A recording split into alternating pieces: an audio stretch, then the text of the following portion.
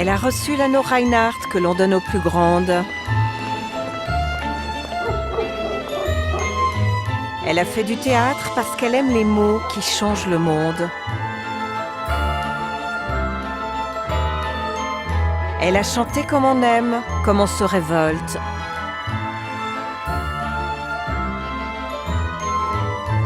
Yvette Terola, toute une vie d'artiste, rebelle.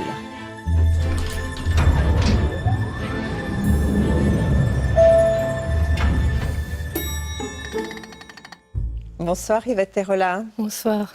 On est heureux de vous accueillir. Généreuse, fidèle, engagée, révoltée, ce sont les mots qui reviennent lorsqu'on parle de vous. Vous, vous dites différente. Je me suis toujours sentie un peu différente. C'est-à-dire que... Comment expliquer ça? À l'école, déjà, oui, j'avais des préoccupations, disons, où j'avais l'impression que j'étais un peu seule à les partager. Et bon, je viens d'un milieu un peu corseté par la religion catholique, par les interdits, et je sentais confusément que ça ne m'allait pas, que c'est pas comme ça que j'avais envie de vivre, quoi. Très jeune, vous rêvez d'être artiste, actrice, chanteuse. Et puis un jour, vous avez 15 ans, Yvette Terola, et vous achetez une partition que l'on voit. Barbara dit « Quand reviendras-tu » que vous annotez. Et vous venez de voir Barbara à la télévision dans le Discorama de Denise Glaser. Vous l'avez peut-être vue aussi à la même époque à la TV romande. Voilà combien de jours, voilà combien de nuits, voilà combien de temps que tu es reparti. Tu m'as dit cette fois c'est le dernier voyage, pour nos cœurs déchirés c'est le dernier naufrage. Au printemps tu verras, je serai de retour. Le printemps c'est joli pour se parler d'amour. Nous irons voir ensemble les jardins refleuris et déambulerons dans les rues de Paris. Dis, quand reviendras-tu? Dis, au moins le sais-tu, que tout le temps qui passe ne se rattrape guère, que tout le temps perdu ne se... Oui, j'ai tout de suite admiré, j'ai tout de suite trouvé que c'était une femme belle et que les mots qu'elle disait me réclamaient. Et ça venait aussi en même temps qu'il n'y avait pas qu'elle à ce moment-là. Il y avait Jeanne Moreau aussi que j'admirais profondément, que je trouvais si belle. Et il y avait Les Fraises sauvages de Bergman, il y avait Crime et châtiment de Dostoïevski. Tout ça a formé, lors de mes 15 ans, quelque chose qui m'a poussée un peu, qui m'a poussée en avant. Je sentais chez Barbara cette espèce de feu intérieur. C'est magnifique quand on voit ces images parce que elle a une sorte d'épure comme ça, une presse graphique. C'est presque un peu distant et on sent à l'intérieur que ça brûle. Et ça, c'est du grand art, de faire ça, d'arriver à faire ça, quoi. Après, juste après, il y a eu La solitude comme chanson. Et là, alors, définitivement, ça m'a happée. Je sentais aussi comme une sorte de, peut-être, de douleur, de petite douleur chez elle. Et j'avais en commun avec elle beaucoup de choses. D'abord, on est insomniaques toutes les deux. On est un certain mal de vivre, avec quelques gouffres. Et aussi une forme d'humour, de désespoir gai pour traverser tout ça. Et je me sentais bien avec elle, quoi. Très bien. Et vous en avez fait plus tard, beaucoup plus tard, un spectacle. C'est mon dernier spectacle, oui. Ma Barbara. Ma Barbara. Vous venez d'un univers très différent. Vous naissez Yvette Suzanne Terola le 28 février 1947 à Lausanne. Le jour de votre naissance, le journal de Genève consacre sa une au plan Marshall. On est au sortir de la guerre dans cette Europe économiquement faible. À la Comédie de Genève, on joue Élisabeth, la femme sans homme d'André Josset. Et puis c'est le début de la consommation de masse, des 30 glorieuses. Les réclames, comme on dit à l'époque, vantent les mérites des épinards surgelés, nouveaux, tout nouveau sur le marché. Un gain de temps, dit la pub, la femme pourra se prélasser 40 minutes de plus. Dans votre nom, Yvette Terola, il y a le mot terre. Ce sont vos origines, la terre fribourgeoise de Chénance, un milieu catholique, paysan, strict. On voit la famille de votre mère, Oui. 14 enfants, et Oui. cette grand-mère, Joséphine, très impressionnante. Ben oui. Et là, ils ne sont pas tous là parce qu'il y a eu des enfants qui sont morts jeunes. Là, ça, c'est mes parents. Alors, ce sont vos parents, votre mère, Lina Gander, très belle, et votre père, Maurice Maurice. Terola, Qui venait de La Roche, lui, Fribourg. très amoureux. Vous dites, Très amoureux. je suis le fruit d'un très grand amour entre vos parents, entre mes Oui. parents. Je pense que la chance qu'ils ont eue, ces deux, c'est de se rencontrer et d'avoir fait leur vie ensemble, malgré les difficultés, malgré les... Je pense que ça a été pour eux, oui, important. Ils sont quand même arrivés dans le canton de Vaud comme des émigrés, d'une certaine façon. Hein. Et, ils ont eu de la peine, ils ont eu des soucis avec ça. Donc, ils sont restés assez liés ensemble. J'ai jamais vu chez eux rien de sombre, rien de... C'était des honnêtes gens, des gens bons, des gens minuscules, mais par rapport à la société, mais des gens magnifiques. Ma mère accueillait beaucoup les cabossés de la vie, elle leur faisait à manger, leur servait le thé et tout. C'était des gens, oui, des gens honnêtes, quoi. Mon père oui, bon, je ne sais pas si je peux parler de mes parents. Bien sûr. Bien sûr. Mon père, lui, était aussi d'une famille de 12, 13 enfants, peut-être plus. Et dès l'âge de 12 ans, elle est belle, hein, maman, là, ouais. Papa aussi. Ouais. Dès l'âge de 12 ans, il a été employé comme domestique chez des paysans. Là, il avait enfin à manger à sa faim. Après toute sa vie, il a essayé d'avoir une laiterie dans un village, mais il n'a pas réussi. Parce que il ne savait pas qu'il fallait faire, on ne disait pas du lobbying à l'époque, mais auprès de la municipalité, on disait on soumissionne un lait. Alors, il devait aller, il n'a pas su. Et ça a été une grande déception, je crois, et pour mon père et pour ma mère, de ne pas avoir eu une laiterie dans un village. Ils auraient aimé vivre dans un village. Et non, ils sont allés à la... Mon père a été engagé à la laiterie coopérative, il était laitier de formation. Et c'est son commandant de corps qui a réussi à avoir sa place à Lausanne.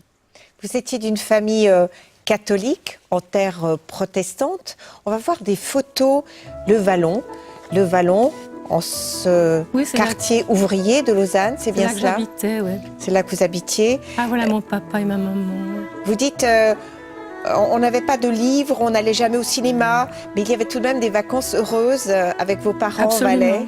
On allait au Valais tous les 2 mois d'été, ils voulaient nous... ils voulaient Mon père allait à la recherche de mazo. De mazo, de il allait le nettoyer avant qu'on arrive. Sortait la paillasse, il n'y avait pas des lits, on n'avait pas d'eau, pas d'électricité. Mais on passait là 2 mois assez idylliques à sortir. Vous parlez de vos parents avec beaucoup de tendresse. Oui, même si de avec ma mère, par exemple, ma mère qui était une femme effectivement très belle, qui aurait aimé être sommelière, qui après a été... Institutrice. Institutrice, oui. Elle voulait être institutrice, elle a été sommelière. Et puis, oui, servante chez des gens riches et tout. Et voilà, elle n'a pas fait ce qu'elle aurait aimé faire, quoi. Mais c'est vrai qu'elle était... alors forcément, elle s'est reportée sur l'éducation de ses 2 filles. Et moi, j'ai eu beaucoup de conflits avec elle. Beaucoup de conflits. On va en parler. Parce que forcément, je me suis heurtée là à une morale tellement forte. La morale catholique est tellement puissante, encore maintenant, quand on voit le sort qui est réservé aux femmes dans cette religion, dans toutes les religions, mais dans celle-là, voilà, c'est pas... On voit des photos précisément de votre école religieuse, l'école catholique du Valentin à Lausanne. Vous aurez un certificat d'études. C'est un milieu que vous n'avez pas forcément aimé. Vous dites que vous avez vécu la discrimination de la pauvreté. Oui. Alors j'étais très sensible. Hein.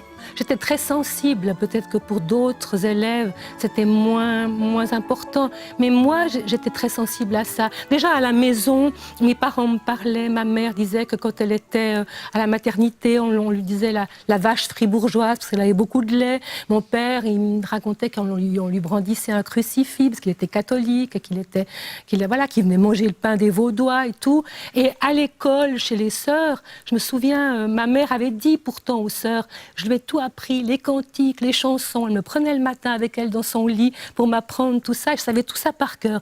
Et les sœurs le savaient. Elles nous interrogeaient souvent parce que tous les jours, il y avait des prières. Elles ne m'ont jamais interrogée, jamais. Et pour moi, c'était une frustration terrible. Parce que vous étiez d'un milieu simple? Je pense qu'il y avait peu de ça. Il n'y avait pas beaucoup de charité chrétienne. On payait en fonction, l'écolage en fonction du salaire des parents. Et je pense qu'à mon avis, ça venait de là. J'étais contente de partir de cette école. Je voulais m'en aller depuis longtemps déjà. Et finalement, c'est arrivé à l'âge de 14 ans... quand j'ai commencé à faire du théâtre, j'ai suffisamment bringué à la maison pour aller dans cette école de théâtre. Vous évoquez le poids de l'Église catholique, qui est très fort à cette époque, et aussi l'image de la femme. Vous en avez souvent parlé dans vos spectacles, notamment Histoire d'elle. Vous dites « Ma mère, mon enfance, Bigoudi, Socoli, la pommade Vicks, la machine à coudre Elna, l'odeur d'encaustique ». On a plongé dans nos archives hétérola de cette époque, et c'est effectivement cela, l'image de la femme. On va le regarder. Les marchés de printemps sont une source de jouvence, vous le savez madame, et la corbeille de fruits prévue pour votre dessert ce soir peut également servir de hors-d'œuvre demain à votre épiderme.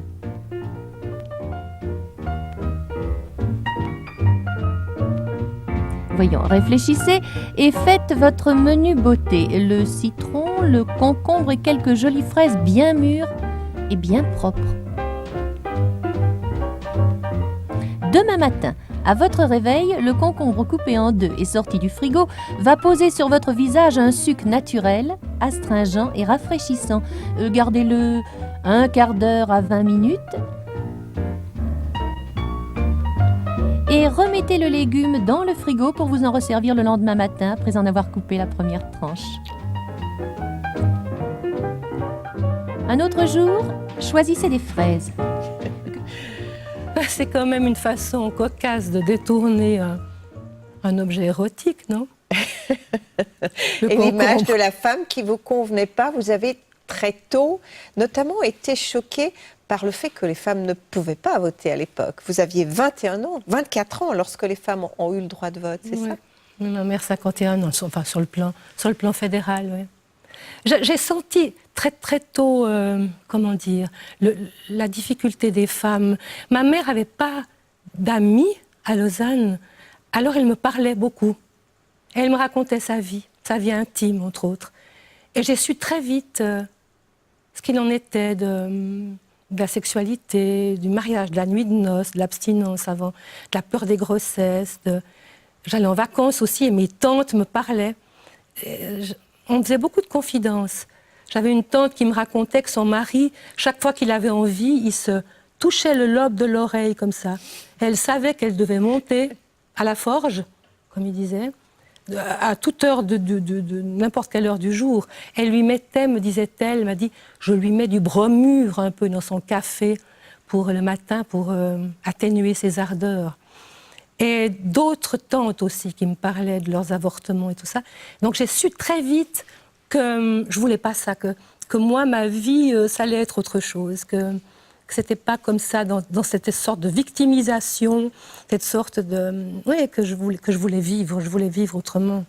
Et le droit de vote, donc 24 ans, vous en avez parlé dans vos spectacles. Je vous propose, Yvette Turla, qu'on écoute quelques réactions de citoyens de l'époque dans différents cantons avant le vote, ce fameux vote de 71 qui va donner le droit de vote aux femmes. On écoute.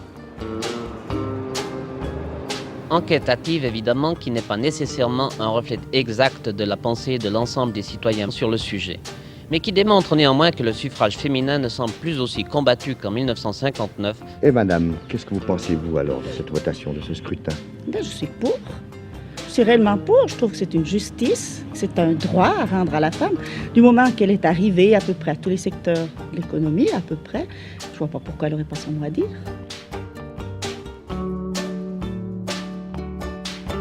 Il est extrêmement, à mon avis, difficile pour une femme qui travaille de pouvoir se documenter suffisamment sur les problèmes de la vie de tous les jours et de la vie politique. Mais est-ce que vous pensez que les hommes ne travaillent pas non plus et qu'ils n'ont pas l'occasion de... Mais oui, mais je pense que c'est la place d'un homme, absolument, de prendre des responsabilités et d'avoir une autorité.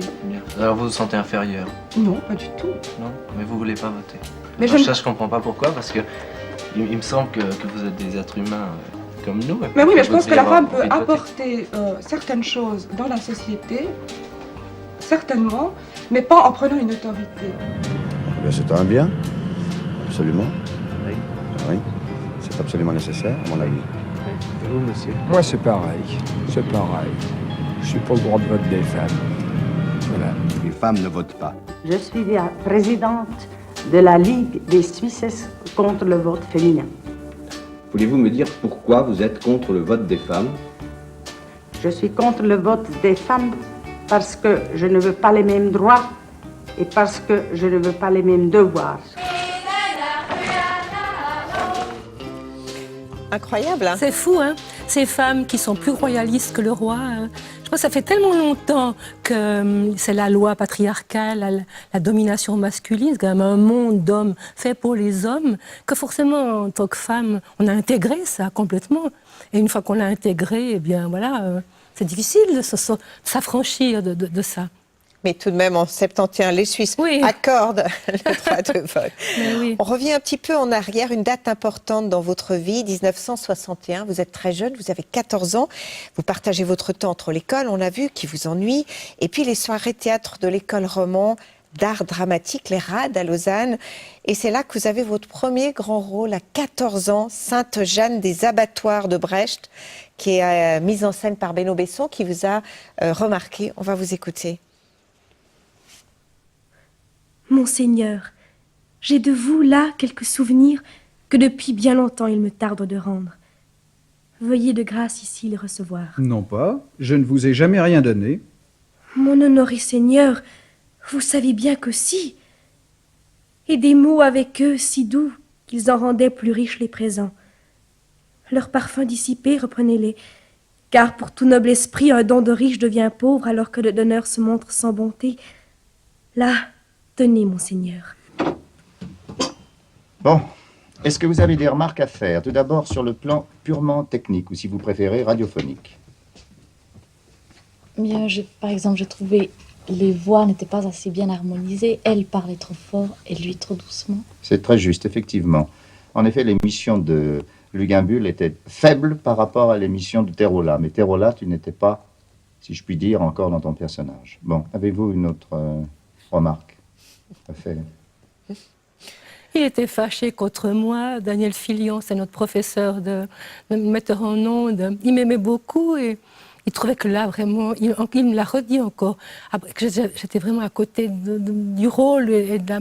Ouais, écoute, pourtant, j'étais pas content. On voit votre sensibilité, vous êtes cristalline. En 63, sur les conseils d'une comédienne, Germaine Triponnet, vous partez pour Paris et vous n'avez que 16 ans. Alors ça, c'est audacieux. Vous dites... je m'installe dans une chambre de bonne près de la Tour Eiffel. Mes parents m'envoient chaque mois 300 francs, ce qui est une énorme pour eux. Énorme. Et ils rêvent, ils pensent que vous allez imiter la carrière de Dalida. Par exemple, oui, ou de Nana Mouskouri, ou de...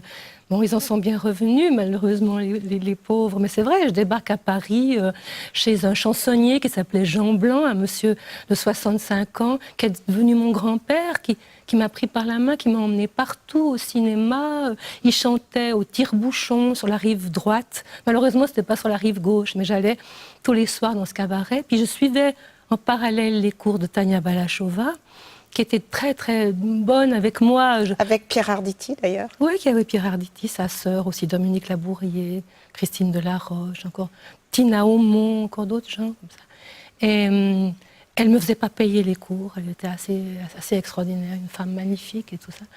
Et voilà, et je suis restée plus d'une année avec ce monsieur qui m'emmenait, qui m'avait écrit des chansons. Il m'emmenait dans des maisons de disques parce qu'on voulait faire un disque, c'était l'époque des yéyés et tout. On m'avait débaptisé, Kitty Terola. Kitty. Kitty, il fallait prendre un nom anglais. Et dans les maisons de disques, comme c'était un peu mon mentor, ils disaient, est-ce qu'elle couche? Non, elle couche pas. Alors voilà, on est allé de maison de disques en maison de disques. Donc, il y avait un journaliste de Ciné-Monde, je me souviens, il dit, je fais un article sur elle, mais est-ce qu'elle couche? Et non, elle ne couche pas. Bon.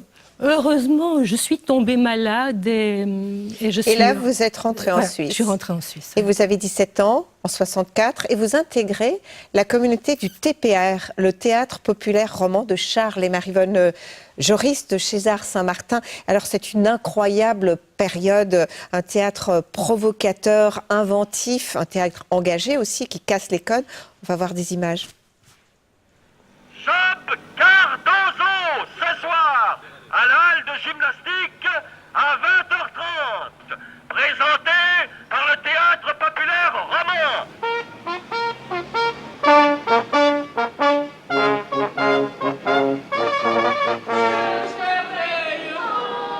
Une confortable merveille, une considérable merveille, une super merveille,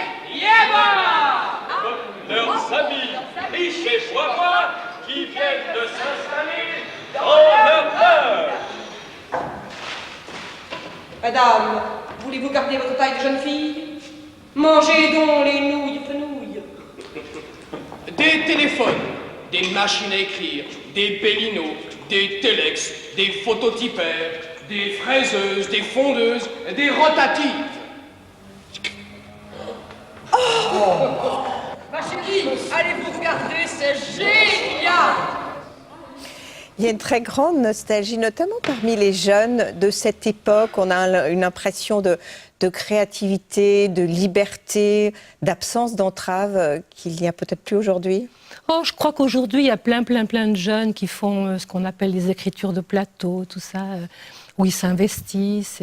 C'est différent, mais je pense qu'il y a de quoi faire maintenant. Il y aurait de quoi dire par rapport au monde comme il va, par rapport à... Je pense que... Vous, à cette époque, vous vivez en communauté. Oui. Vous vous dites marxiste, MLF? MLF, pas encore. Marxiste, je ne sais pas. Je n'ai jamais lu d'écrit théorique politique. Tout ce que je savais, c'est que j'étais pour la... Engagée, en tout cas. Engagée, l'autogestion, la cogestion, partage des richesses, évidemment. Et puis aussi... forcément un monde différent. Petit à petit, je suis devenue féministe après mai 68, parce que tout à coup, là, je me suis rendu compte que être féministe, pour moi, c'était évident. Mais je manquais pas d'ambition. Hein. Je voulais pas être l'égale de l'homme. Ça, pour moi, c'était manquer d'ambition, être l'égale de l'homme. Je voulais une autre société, pas la société qu'ils nous avaient fait, là, mais quelque chose de plus. C'est vrai qu'au TPR, il n'y avait pas... On ne peut pas dire que le féminisme dans les milieux théâtraux m'ait toujours été favorable, disons. C'était pas...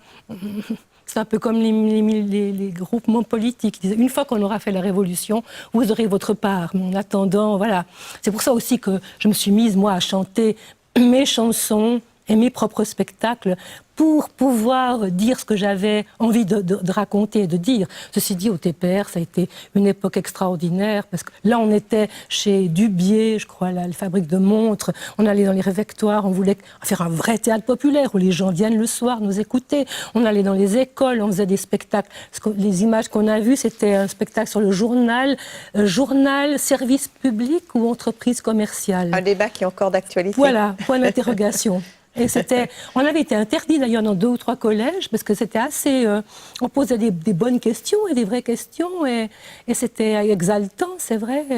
Théâtre de répertoire, le matin on jouait, on avait on suivait des cours de danse, d'escrime, de judo, un entraînement permanent de musique, on jouait dans des instruments...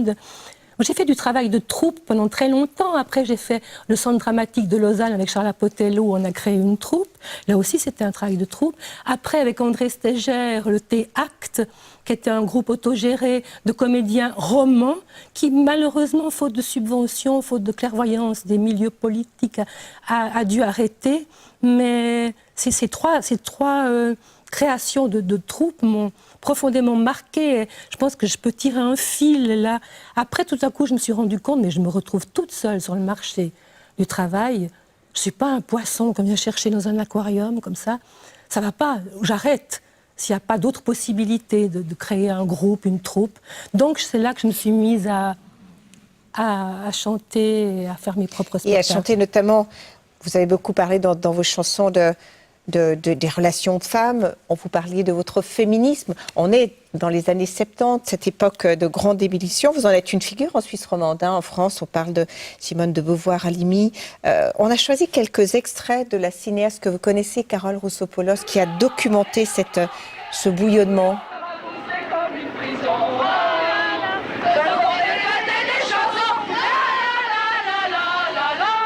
Qu'est-ce que c'est? Pour l'avortement libre et gratuit et une information pour la contraception. Ils ont qu'à pas baiser. Vous n'avez pas baisé, vous? Si, mais on fait attention.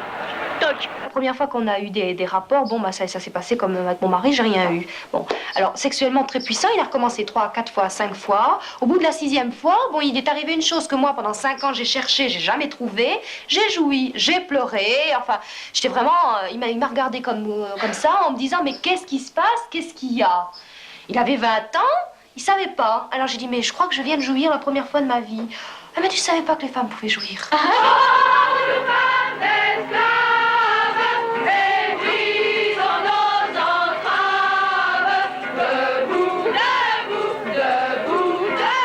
C'est pas du tout la même chose. Les rôles sexuels, si tu veux, tels que tu peux les vivre quand tu couches ou quand tu aimes quelqu'un ou quand tu aimes plusieurs personnes, et les rôles sociaux qu'on a imposés à la sexualité. Pendant, disons, 10 ans de ma vie, j'ai continué à coucher d'une manière tout ce qu'il y a de plus bourgeoise et tout ce qu'il y a de plus réactionnaire avec des femmes.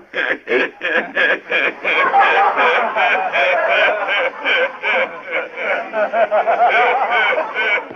je vois effectivement que ça continue, quoi. C'est extraordinaire. Incroyable effort quand même. Bon, enfin, voilà, que les couples parlent entre eux de la jouissance. Je ne suis pas très sûre. Pour avoir parlé avec des jeunes femmes, vous pensez pas que les choses ont changé? Si, un peu, mais bon, il y a encore des femmes qui simulent quand elles... Voilà, enfin bref, je ne suis pas sûre que les hommes connaissent encore le corps des femmes. Il y a encore du boulot, disons. Alors vous étiez, vous l'avez dit, une artiste engagée, le théâtre, une comédienne engagée. Le théâtre, c'est vraiment l'affaire de votre vie. Vous avez joué plus de 104 spectacles. Vous avez côtoyé Apotello, Beno Besson, Steiger, Martine Pachou. Vous avez joué sur les plus grandes scènes. On voit quelques-unes de vos apparitions sur les scènes. Les plus grands auteurs aussi, Brecht, bien sûr, Claudel, Dostoïevski, Duras, Ibsen. Je crois que Michel Garneau, Émilie, ne sera jamais cueillie par l'anémone. Vous a beaucoup marqué, mise en scène notamment en 89 par Philippe Morand, dont vous êtes proche. Oui, c'est un long compagnonnage avec Philippe. Oui, Émilie ne sera plus jamais cueillie par l'anémone. C'est venu à un moment dans ma vie où j'avais besoin de... Qu'est-ce qu'il faudrait dire? D'éclaircissement, d'un peu de lumière, d'un peu de grâce. Voilà, et c'est arrivé au bon moment. Et j'ai eu beaucoup de joie à jouer ce spectacle. On l'a repris 10 ans après. Ça a été comme une consolation, une caresse, une spiritualité sans Dieu, quelque chose qui m'a ouvert des horizons, des portes. Vous avez eu un parcours exemplaire et qui a été couronné en 2013 par le prestigieux Hanno Reinhardt. On vous voit recevoir le prix. Vous avez dit « J'ai eu un certain succès, mais je n'ai jamais perdu la trace d'où je venais ». C'est vrai, je suis restée fidèle à mes origines. J'ai même eu parfois des petits problèmes de loyauté en me disant... qu'est-ce que tu fais, comment tu te comportes, Je crois que je suis restée fidèle à mes origines, à ce que je suis, oui, c'est vrai. Il y a eu la chanson aussi, il y a eu le théâtre, mais bien sûr la chanson, une manière pour vous de dire ce que vous aviez à dire. Votre premier spectacle, c'est en 1977, au Phoné, qui a disparu depuis. Et puis votre premier disque, vous vous en souvenez, 1978, vous avez 31 ans. Vous vous souvenez du oui, premier oui, je me disque? souviens, bien sûr. Il reste plus beaucoup de traces de ces premières chansons. En fait, c'était...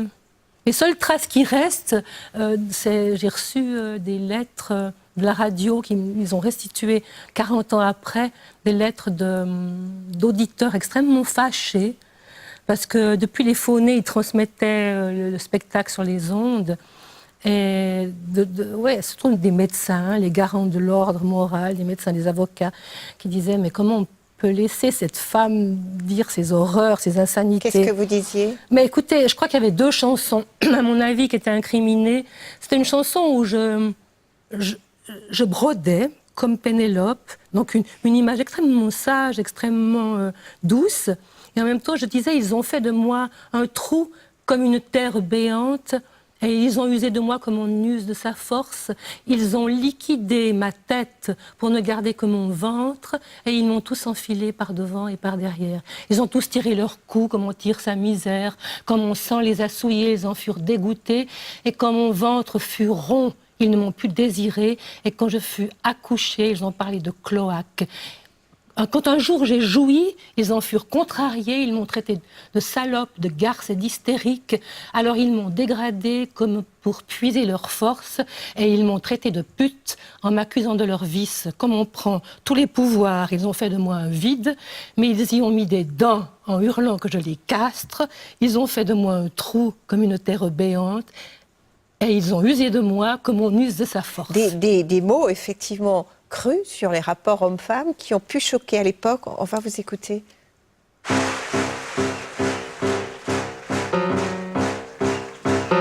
Il marchait devant moi, ses fesses bougeaient dans son pantalon. Je regardais ses jambes. La première chose que je remarque chez un homme, c'est ses jambes. Ses jambes, on ne peut pas toujours vraiment choisir. Comme il marchait seul et qu'il avait l'air très déprimé, je me dis, ça c'est le coup à ne pas manquer. Je suis femme, je suis érotique, terriblement érotique, je suis multiple, achetez-moi multipack. Femme action, femme seule, femme pneu, femme cigarette, femme loisir, femme lessive, femme auto, femme chocolat. Dans toutes les vitrines, dans tous les cinémas. Oui, oui, oui, moi, que Dieu me pardonne.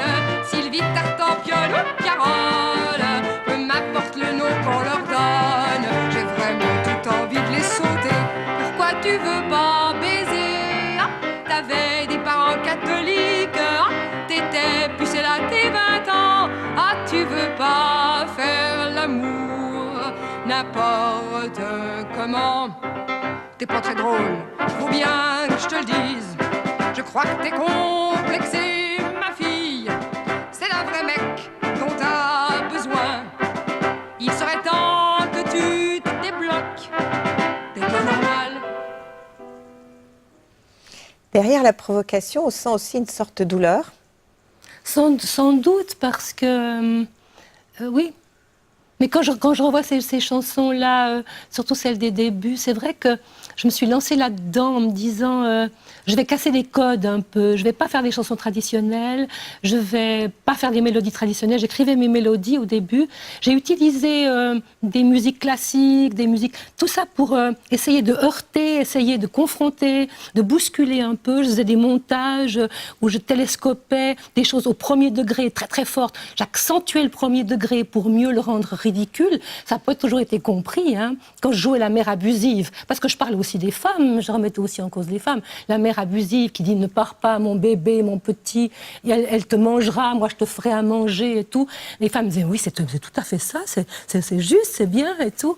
Et voilà, j'ai essayé de faire que le spectateur, pour moi c'était important dans les tours de chant que je faisais, que le spectateur soit aussi concerné et produise du sens. Et que si j'avais une émotion à lui délivrer, tout à coup je me retirais pour lui présenter autre chose. Et j'ai toujours un peu fonctionné comme ça dans les tours de chant que j'ai fait, dans les montages, dans les segments, aucune continuité, au contraire, un chemin tortueux pour arriver à faire s'entrechoquer certaines choses et jouer avec les codes. C'était le moment, 68, où il fallait bousculer les pouvoirs, tous les pouvoirs. Donc, je l'ai fait. Et jamais aucune concession non plus pour avoir, par exemple, une carrière internationale. On vous a demandé à Paris, on vous a même proposé l'Olympia, et vous n'avez jamais voulu partir. Vous avez aussi fait du cinéma, un peu, une quinzaine de films, de téléfilms, dans notamment Les Petites Fugues d'Yves Viersin, le personnage de Pipe,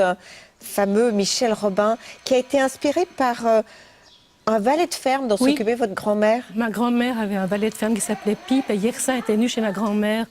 Et il avait vu ce Pipe et il avait décidé de l'appeler Pipe. Oui. Et on va vous entendre. Qu'est-ce qu'il faut? Pour le vélo, là. La benzine, s'il vous plaît. À combien? Je sais pas, c'est combien. Quoi? C'est combien? Il a vu ce vélo? Je pense bien, ouais. Mais alors, à combien de pourcents? Moi, je peux pas savoir. Moi, du 2, du 4, du 5, j'ai à vous de savoir. 2 litres. Combien de pourcents? C'est pas marqué sur le bouton? Mais oui, regardez. 2%.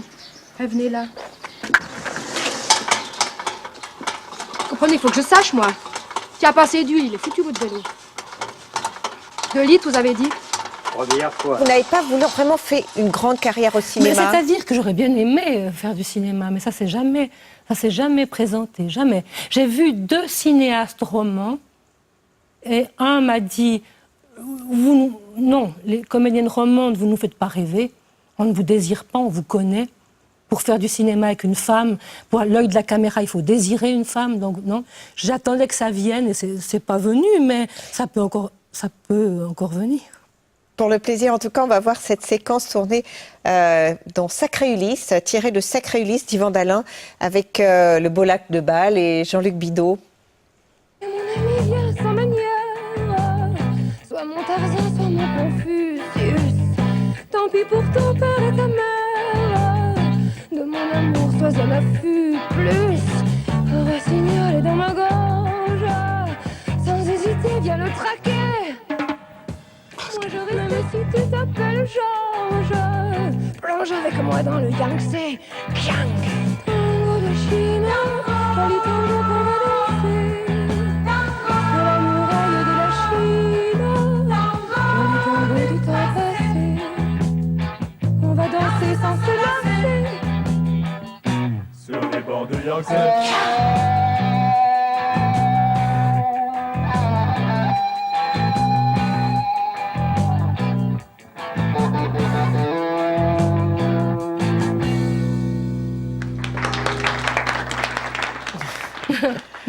Très jolie séquence.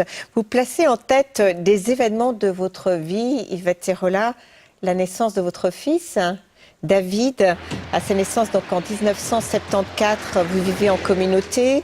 On vous voit sur ces images l'emmener à l'école. Vous avez souvent chanté dans vos spectacles l'amour maternel.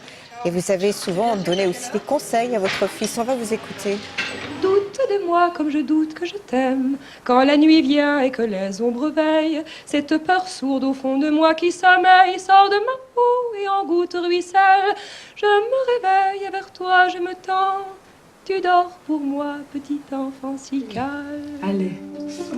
Attends, il faut que je Petit enfant, je suis sur cette terre. Pour déchirer, pour te dire vrai ou faux. Ne laisse jamais tes yeux se refermer. Ne supporte pas tes oreilles closes. Ne lâche rien, retiens tout dans tes mains. Ne sois jamais absent, regarde.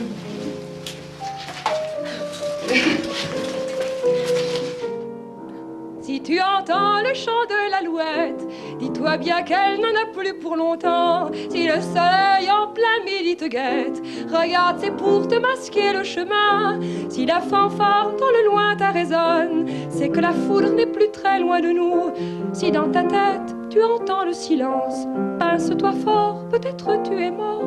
Si le pouvoir fait briller tes beaux yeux, retourne-le sur toi, appartiens-toi.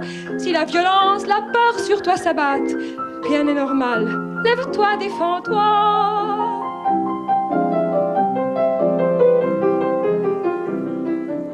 David, mon Dieu. Je suis tellement contente que mes parents l'aient aimé comme ils l'ont aimé, d'un amour totalement inconditionnel. Papa avait enfin le garçon qu'il attendait. Maman a été... Enfin, j'ai eu une chance extraordinaire.